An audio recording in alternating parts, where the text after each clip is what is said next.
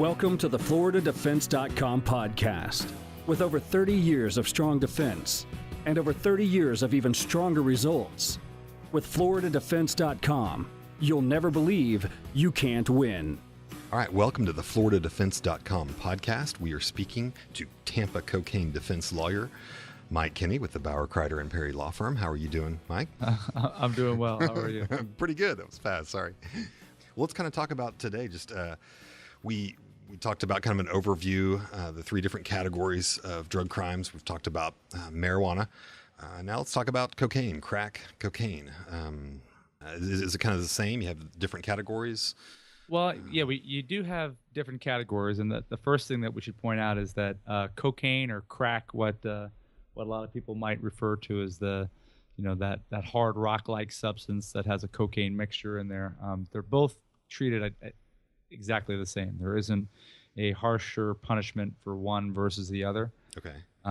Whether it's a powder or a rock, I guess. Exactly. Okay. Whether in powder or rock form, what's punished in the state of Florida is the ingredient that makes it illegal, and it doesn't matter because the way the statute's written, it's any mixture thereof. So it could be a mixture of anything. If it has cocaine in it, well, then you have yourself in a situation where you've got a possession of a controlled substance. Okay. So, and it kind of reminds me, talking about that any mixture thereof, when I was a prosecutor several years ago, I had a very unique trial was set for trial where an individual literally had like a bag of baby powder. It was 99.99% baby powder.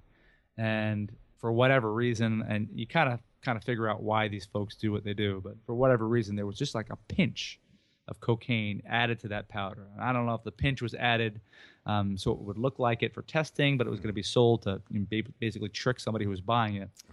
Wow. But whatever the reason, there was just this very small amount. And I remember when we sent that item away for testing, they said that they had to take several testings, and several testings that came out powder, and there's just one little small, not even maybe a tenth of a gram that they were able to find that tested positive for cocaine. Now, I can tell you that if you wanted to be an absolute literalist to the statute, because there was 1/10 of a gram of cocaine in there and any mixture thereof, and then you weigh the entire amount, and the entire amount could be, 30 grams or 40 grams, that person was facing a trafficking charge of cocaine for having just 1/10 of a gram, a very infinitesimally small amount of cocaine mixed in with this bag. I would say that discretion, the prosecutor has discretion, and that particular set of circumstances, we decided not to prosecute that person with a trafficking charge. But it's a dangerous scenario when people start thinking that, all I have to be concerned about is the amount of the drug. Because it's not the amount of the drug, it's whatever it's mixed with to make it the product that it is what's penalized, and that's what's weighed, the total product.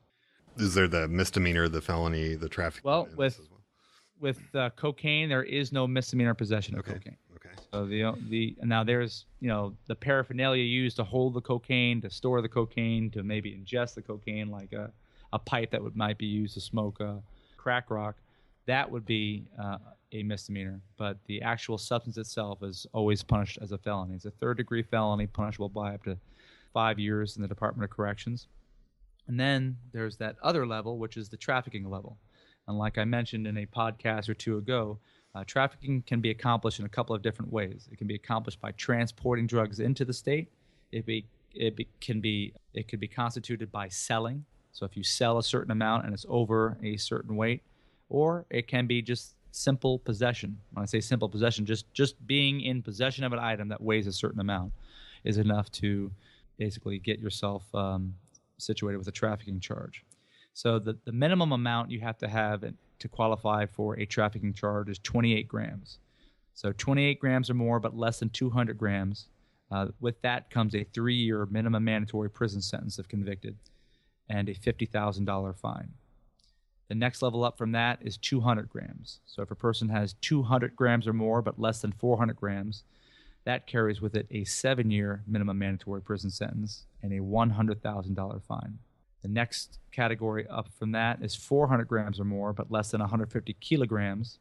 That carries with it a minimum mandatory of 15 years in prison and a $250,000 fine. And the last one is 150 kilograms or more, commits a first-degree felony of trafficking in cocaine, and you get life imprisonment. Wow. There is nothing less than you can get. I mean, listen, 150 kilograms That's is a lot. it's a significant amount, but it's also life imprisonment just for possessing that amount. Anything else on the on cocaine? Just the fact with cocaine is it's a different drug than marijuana. The one unique thing about it is the state of Florida in several cases has determined that certain drugs you can prove they are the drugs that they are just by observation, just by looking at it, maybe the odor that it has. And marijuana is the drug that qualifies for that. An officer can go into court and basically say, based upon my training and experience, I can tell you that this green leafy substance with this distinct green odor is marijuana. An officer can do that. They don't have to send it away for testing. In a possession of cocaine case, although officers do have significant training and experience, cases still seem to suggest that a person needs to actually test it, and that's chemically tested. What you have happen a lot in the field is a person gets stopped by law enforcement for whatever reason. The officer encounters the individual. Through the investigation, the officer determines that person is in possession of cocaine. What the officer will do before he actually arrests the person is he will test it. And he will test it with what's called a field presumptive kit.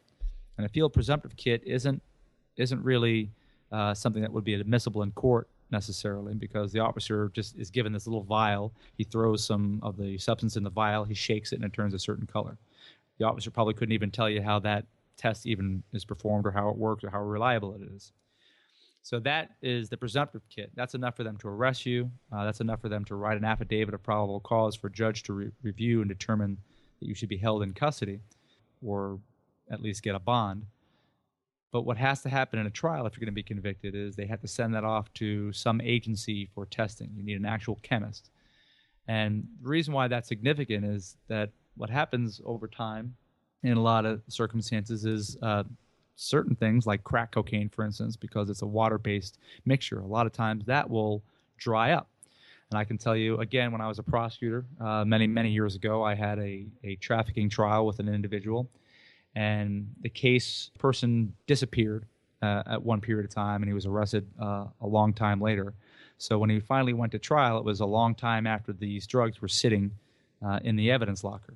And over that period of time, when we had it weighed, the drugs ended up weighing about 27 point something grams. And the number I needed was 28 grams. So it just goes to show you what happens is as it sits in a locker, the water, evaporates, and then you just have the powder left over, and it ends up weighing less. In that particular case, we had evidence that it was weighed at the sheriff's office prior to being sent off for testing, so that we still were able to meet our requirements. But it's unique that these things have to be tested. They have to be sent off for weighing and testing, and it's different than marijuana. So a lot of times I don't make a decision when I'm representing a client on what to do until I see those results from the Florida Department of Law Enforcement, because there have been cases where people have what they believe they have as cocaine, and it turns out to be something else, or some other controlled substance, or it turns out the weight isn't exactly what people think it is. Anything else, Mike?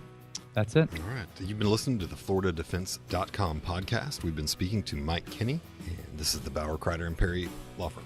Thank you for listening to the FloridaDefense.com podcast.